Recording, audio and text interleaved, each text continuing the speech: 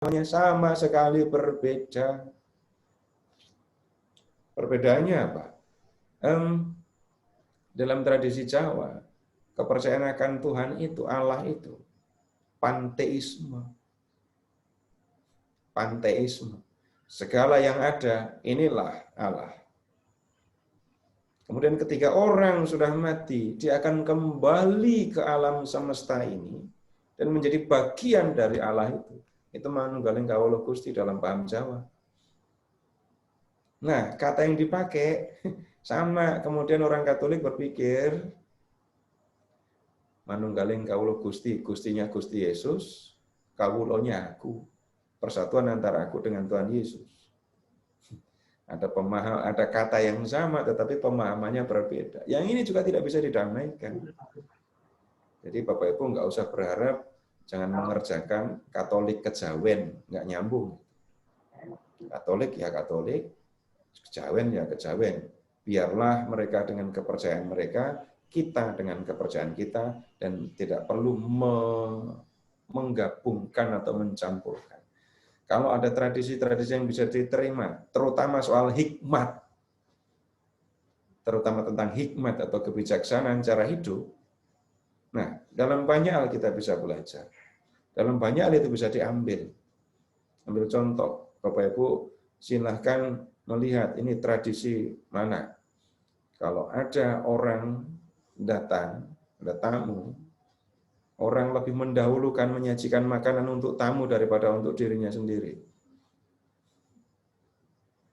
Ketika ada orang datang, saya akan menyembunyikan sakit saya. Saya tidak mau pamer kalau saya sakit.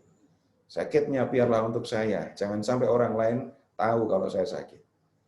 Nah, ini kan soal hikmah.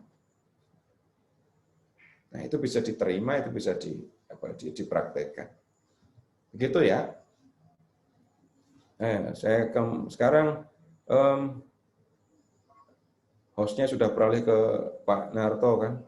Jadi Pak Narto silahkan. Ya, sudah kembali ke Pak Sun. Iya, maaf nih, baru kembali ke kandang.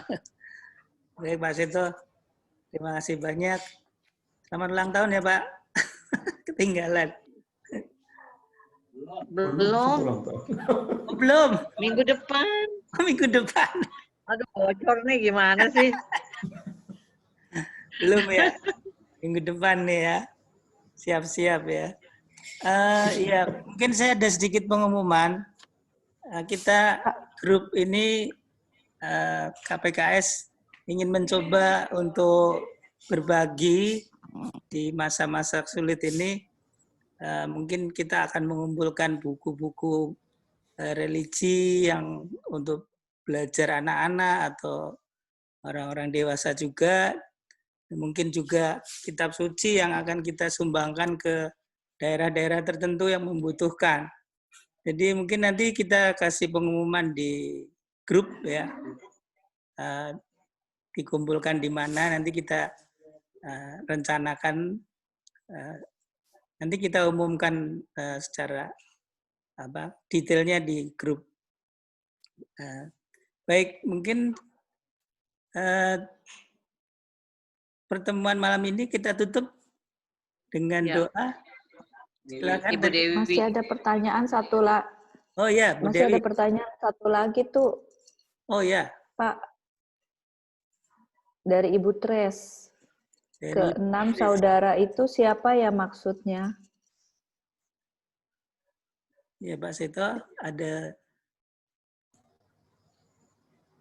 Tidak disebutkan di dalam teks, hanya ada ke-6 saudara. Jadi ada 6 anggota jemaat yang menyertai Petrus di rumah Kornelius ya. Mereka melihat bagaimana Petrus mengajar, melihat bagaimana Roh Kudus turun atas para anggota keluarga Kornelius, lalu sehingga mereka bisa berbahasa roh. Dan orang-orang ini ikut bersama dengan Petrus ketika Petrus pergi ke Yerusalem.